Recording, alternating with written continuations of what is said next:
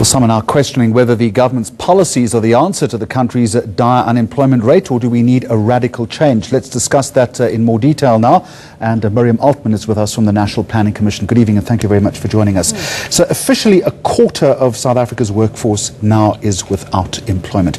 It would seem to be getting worse. Why? I think it should say it's not actually getting worse. It's stabilized, which is a problem. We lost 1 million jobs in 2008, as we well know. 100,000 unemployment rose by 100,000, but actually 44,000 jobs were created. And the thing that's sometimes hard to understand is jobs can be created and the unemployment rate can still go up, and it's simply because the number of people who are coming into the labor market is too much. What we need to do is speed up job creation. I don't know that it's getting worse. It needs to be eroded. Yet it does seem to have accelerated in the first 3 months of this year, or at least in the past 3 months. Is there a specific reason for that? I heard the report on that you put forward, and I read a few news reports. I don't think it's being accurately reported. Set the record straight for us. Jobs were created in the past quarter. The unemployment rate, say in 2008, was about 23%, which is about as low as it was. There was one quarter where it started edging below 22, and then it shot back up in the downturn. So we've been slowly creating jobs at a rate of about 200,000, 250,000 a year, which just simply isn't enough. We need about 500,000 jobs each year to bring the unemployment rate down in the way we would like to see. And let's talk about how to do that in just a moment. But perhaps more importantly, are these the right type of sustainable jobs that are being created? Well, you know, most jobs everywhere around the world are found in the services economy, and that's partly because of technology diffusion in manufacturing.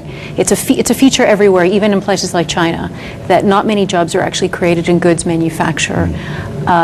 So many of the jobs that get created are in areas like retail, IT services, finance, business services, public sector. That's what's been happening in South Africa, and that's what's happening everywhere around the world. Yet it would also seem that we don't have the skill set to match those new requirements. We're carrying a report tonight about the paucity of education skills in the classroom, particularly as far as teachers are concerned. Rampant illiteracy, a lack of analytical skills. Surely that's as big a problem as this jobs crisis. And you know, illiteracy isn't quite the issue anymore in South Africa. It's comprehension. So there's no doubt that a lot of the basics are not being taught in school as they need to be. And these aren't necessarily high-level skills. We end up with a population that, as you're saying, lacks basic comprehension, basic numeracy, even if they've finished high school. And I personally believe these things are rectifiable, and there are people and groups who are trying to address these things, from the Department of Education, actually, that is innovating in that area, to things that are being tried in the corporate sector, like the Harambee program, that is training school leavers in some of these basic capabilities and getting them placed in some of these service jobs. Perhaps not with the speed that it is needed. It needs to be at a bigger scale. 250,000 jobs, you were saying, I think, that need to be created year on year. We asked the question tonight, do we have the right policies in place right now in order to achieve that very ambitious target? And ultimately, what was it? 1 million new jobs, I think President Zuma was saying, by 2020. We would seem to be way off that target. Just to set the record straight, probably about 250,000 jobs are being created each year right now. We should be trying to edge up to creating about 500,000 a year. We would like to have about 5 million jobs created by 2020.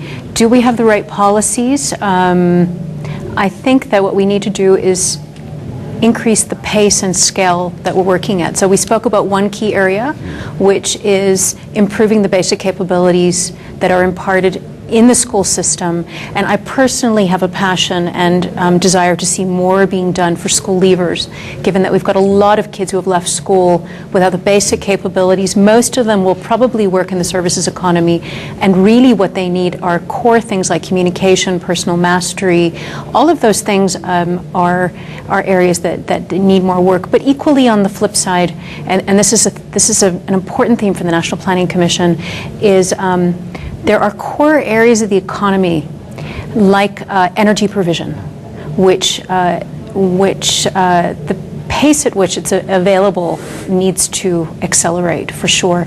The difficulty with this low growth environment, and we seem to be locking into it, is that if there isn't enough energy, it stops business in their tracks. So mining investments aren't approved, urban investments aren't approved, and all of the kinds of linked businesses with that, which is where actually jobs get created, don't happen. So we don't know if we would have been growing at 4% if we didn't have buyback programs, if we didn't ask the mines to cut by 10%, if urban developments were moving ahead.